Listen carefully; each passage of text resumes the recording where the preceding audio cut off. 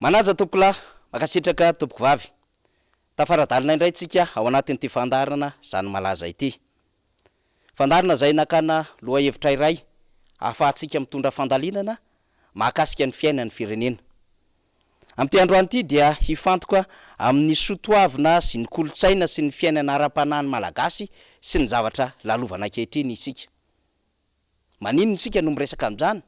Miresaka an'izany isika satria nanaitra ny adevitra efa natory ny fanambarana izay nataon'ny solombavambaoka iray ao anatin'ny IRD tany Ikongo mahakasika indrindra ny lalàna 724 tsipika ohatraohatra valo na hoe violence basée sur les genres. Zany lalàna izany dia efa nahazo fankatoavana teny anivon'ny ACC ary efa nambara ny fankatoavana tamin'ny 29 janoary 2024. Ita lalàna ity dia noverina fa hiarovana ireo marefo miafina ao ambadiky ny genre izany hoe marefo izany. Nisy adevitra maro teraka tao anatin'izany ary zany adevitra maro teraka tao anatin'izany dia tonga tamin'ny famonoanafo ny mpanohana amin'ny fitondrana ny amin'ny hoe ny marefo no arovana ao anatin'izany fa tsy misy adevitra hafa ivelan'izay. Inona nefa ny zavatra mitranga?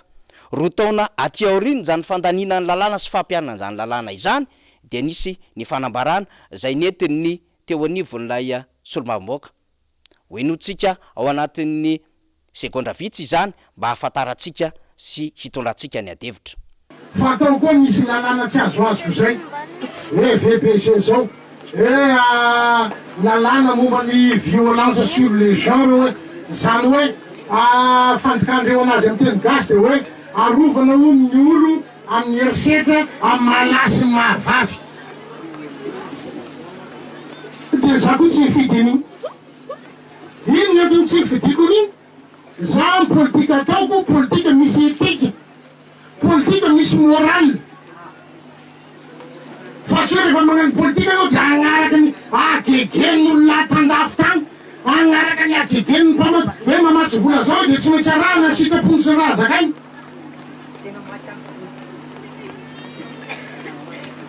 Za tsy andany lalàna nampianaka zany. Za tsy andany lalàna magnetina zany lasa amilay iaraka vavy samy vavy iaraka. Iny fanambarana iny dia azo lazaina fa manokatra adevitra vaovao isika. Manokatra ny adevitra efa matory zany satria haive hita lalàna ity raha nambara le solombavambaoka teo dia anisan'ny mamevahana ny pelaka. Ny pelaka araka ny fomba fiteny mahitsy taty aoriana dia ireo zay miaraka amin'ny fomba tsy natoraly mitovy fananana na namadika izany fananana izany amin'izay filany manokana. Rehefa miresaka izany dia ny LGBT no tonga an-tsaina avy hatrany. Ny LGBT na ny lesbienne, gay, bisexuel ary ny transgenre. Izany fomba firesaka izany na io ny lesbienne na ny gay na ny bisexuel na ny transgenre dia tsy mitondra soatoavina sy kolotsaina zay mamalitra lehibe amin'ny finoany malagasy. Madagasikara sy ireo olombelona tato anatiny de nametraka ny mahazava-dehibe ny amin'ny fanajana ny mahaolona ary nametraka ny zava-dehibe ho amin'ny fanajana izay hoe hasimbatana izay. Lolo le manitra andre nanary ho atapoloha ary nanaja izany ary nametraka ho zava-dehibe ny asin'ny tany sy ny fombany. Natahotra tamin'ireo zavatra rehetra zay natao zay tsy mifanaraka amin'izany asina sy fomba izany malagasy. Izany indrindra no nahatonga ny lalam-panorenana amin'ny fandimby teto Madagasikara tao anatin'ny Savaranando nametraka hatrany tao amin'ny andalana faharoa sy fahatelo ny amin'ny mazava-dehibe ny kolotsaina sy ny soatoavina ary ny ara-panahy zany hoe ny fanahy ny mahaolona. Mivaky toy izao zany mametraka ny finoany an'Andriamanitra Andriananahary. Ny Savaranando andalana faharoa no miresaka izany. Ary eo amin'ny andalana fahatelo ny Savaranando dia miresaka toy izao ny amin'ny hoe entitra amin'ny fanapahan-keviny hampandroso sy hampiroborobo ny fiarahamonina, mivelona ao anatin'ny firindrana sy fanajana ny hafa, ny arena mba amin'ny havitriana, ifotoran'ireo soatoavina ara-kolotsaina sy ara-panahy miainga avy amin'ny fanahy mahaolona. Tsapantsika araka izany fa zava-dehibe ho an'ny malagasy ny soatoavina ara-kolotsaina izany sy ara-panahy ary manaja ny fanahy mahaolona. Na dia mbola tsy nahafantatra ny fivavahana kristiana raha malagasy tamin'ny fotoanan'ny fahampanjaka na taloha ela be talohan'izay de efa nalala ny fisian'Andriamanitra Andriananahary. Ka rehefa tonga teto ny fivavahana kristiana dia tsy mifanalavitra ny fatahorana izany no mety ho fanikeny amin'ny alalan'ny fombany. No raisiny tao anatin'izay ny hoe Andriamanitra. Ary niraisiny tao anatin'izay hoe inona amin'ny alalan'ireo didy samy hafa ireo no mbola voatazona ihany koa ao anatin'izay kolotsaina sy fatahorana izay. Ny fatahorana manko dia napetraky ny Ntaolo ary napetraky olovan'ireo malagasy ho zava-dehibe taty aoriana. Matahotra an'ilay Andriamanitra tsy tamaso kanefa inony. Matahotra mpitarika azy tamin'ny alalan'ny mpanjaka tamin'izany fotoanandro izany, ary matahotra ny vahoaka. Saingy rehefa mijery ny zava-misy ankehitriny dia mahita fitondrana tsy matahotra n'izaniza ny vahoaka malagasy. Sady tsy matahotra n'Andriamanitra tapony loha, ny tsy matahotra ny endrim-pitondrana misy amin'ny alalan'ny sata republikanina sy ny lalàna izay nanorina izany fanjakana republikanina izany, ary tsy matahotra ny vahoaka ihany koa. Ny zava-misy tamin'ny fananganana ny Colisée no hitombona ny adevitra faharoa akoatran'izay resantsika VBG na LGBT izay. Ity Colisée ity dia natsangana tao anatin'ny faritry ny rova eny Manjakamiadana. Kianja masoandro hoy ny heverandrehetra azy, kanefa rehefa dinihana izy dia vanim-potoana roa mifandona ao anaty fomba samy hafa sy kolotsaina tsisy fampidirana ny Colisée sy ny rova Manjakamiadana. Ny iray vanim-potoana Romanina ary miray vanim-potoana fahampanjaka teto Madagasikara, ary firenena samy hafa samy manana ny kolotsaina. Nadikany rehetra ho tafady izany, ary nahatonga ny teo anivon'ireo fianakaviam-ben'ny Andriamanjaka sy ireo ampanjaka izay miombona teto Madagasikara ho fanontana fady ary fanaovana tsinitsinina. De hoy izy ireo ny amin'ny hoe ny vohitra manana ny asiny ary ny tany manana ny fombany. Izany ve no nahatonga n'ilay fianjairan'ny vato be 30 taonina ray volana taty aoriana ny fianianana Andriamatoa Rajoelina teny amin'ny faritra Ambanina Pamarina. Ary herintaona tao aorianan'izay dia nisy vato ninjera ihany koa ny volana Janoary 2024 manodidina amin'ny Manjakamiadana. Loza iny zany, fambara iny zany, tranga iny zany. Tsy miniminy foana ny malagasy kanefa ihany koa dia mandalina ny fiarahamonina sy mandalina ny fomba amin'ny alalan'izay kolotsaina nolovaina tamin'ireo ray aman-dreny izany. Fa mbola nahalasa ny sainy maro raha iverenantsika ny adevitra mahakasika an'ity VBG ity na violence basée amin'ny genre izany. Nagaga ndrehetra isika satria toa efa nelolalana amin'io lalàna io ny fanambarana izay nataon'ny Ramatoa Mialy Rajoelina vadin'ny filohan'ny Repoblika, izay nanatanteraka fivoriana lehibe tany Oslo Norvège tamin'ny 27 volana May 2024.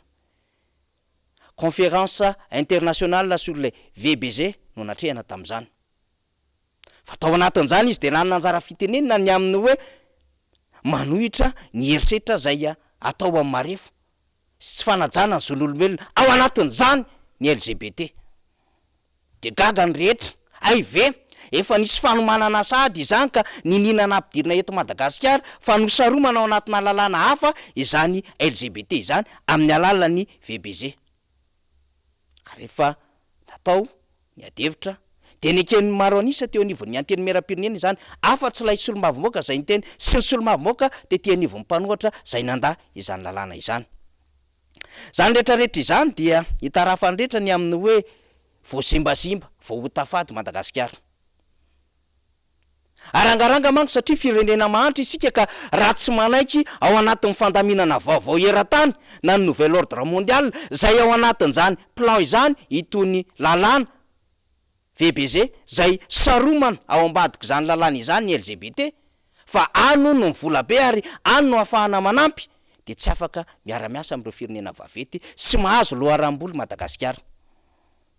Kanefa zany dia mifanohatra ny fiarahamonina malagasy mihitsiny, ny fantatry ny malagasy hatramin'izay, ary nametrahan'ny malagasy fandaminana teo anivon'ny fiarahamonina sy ny kolotsaina dia ny fanambadiany ny lahy sy ny vavy, ary nahazona tsodrano izay mirarakopana izany.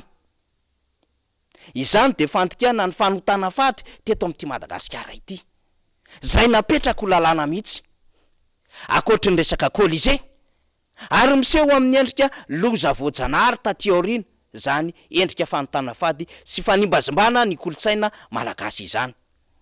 Jigaga sika raha ohatra ka mitranga ny haitany, mitranga ny anoanana, mitranga ny rambe, ny haitrano ary ny loza mpifamovozana zay misy raha mandrika etseroa. De olo rehetra hoe io loza rehetra hitantsika io de mamaritra izay tany no taina fady sy ny zimbazimbaina ho an'ny kolotsainy malagasy izany. Rehefa diniana lalina ihany koa ny endrika fanotofana tany indrindrandrindra ho an'ny manodidina Antananarivo zay tsy malagasy no manana fahefana anao an'izany tany izany, fanotofana tany izany, ramble sauvage ho ny fitenenana, fa ny vahiny manam-bola no manao izany ka atramina tany zay tokony hikajiana ny endriky ny kolotsaina azy patrimoine dia tsy anana an'ireo tompo menakely sy malagasy manana fifampirarahana sy manana tombontsoa an'ireo vahiny manome fahazondalana manototra tany. Tsy voary tsony bety mitsatatra, tsy voary tsony lay asina sy lay endriky ny tanàna Antananarivo ka betsaka manao fanotofana tany ary mamorona kolotsaina vaovao eo ambonin'izany. Ambotry manjaka aza moa no kasaina mihitsy zay hanaovana fanorenana tsy latsaky ny 100 hatramin'ny 10 hektara. Mba fantatry ny mpitondra fanjakana ve ny fisiny ny rovana ambony vohitra zay mikajy ny arena lehibe zay mametraka ny asiny ty Antananarivo sy Madagasikara ity.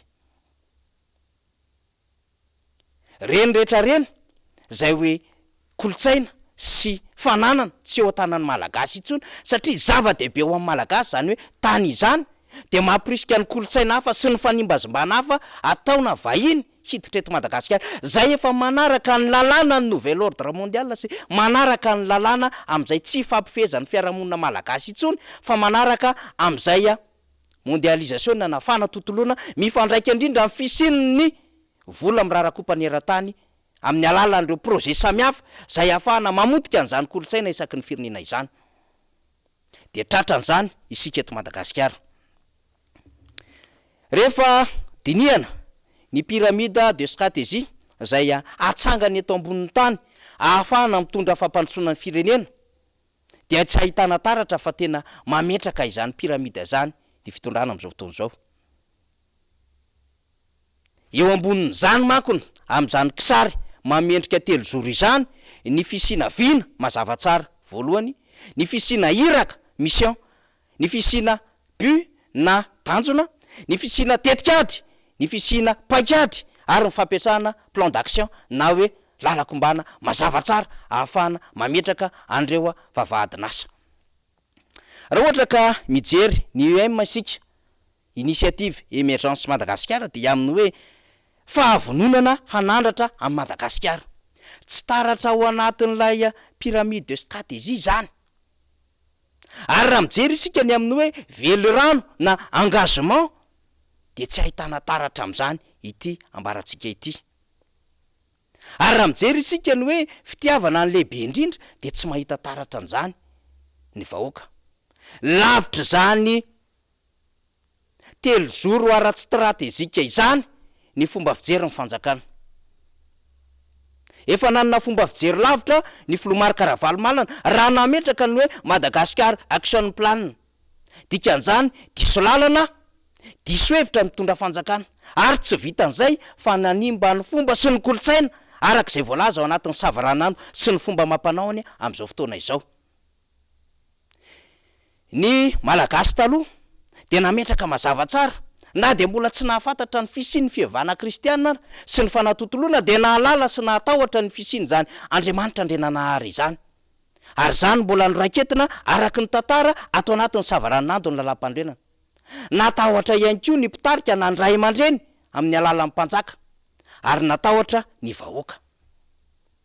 Ka raha rehetra nasongaditsika tao anatin'ny fanadihadiana izany de ahitana taratra fa sady tsy matahotra n'Andriamanitra Andrenanahary ny fitondrana no tsy matahotra ihany koa ny samy mpitondra na amin'ny alalan'ireo androm-panjakana sy ireo ray aman-dreny lehibe mpife izany satria misy ray aman-dreny ara-pivavahana, misy ray aman-dreny ara-drazana eto kanefa miny manipaka ary manitsakitsaka ny tontolo ara-piarahamonina sy ara-kolotsaina no ratovina tan'ireo ray aman-dreny lehibe sy hoan'ny finoany malagasy zay ny 5 isan-jato de kristianina ary tsy matahotra vahoaka ihany koa satria manitsaka ny endriky ny lalam-panorenana sy manitsaka ny fomba sy ny kolotsainy malagasy.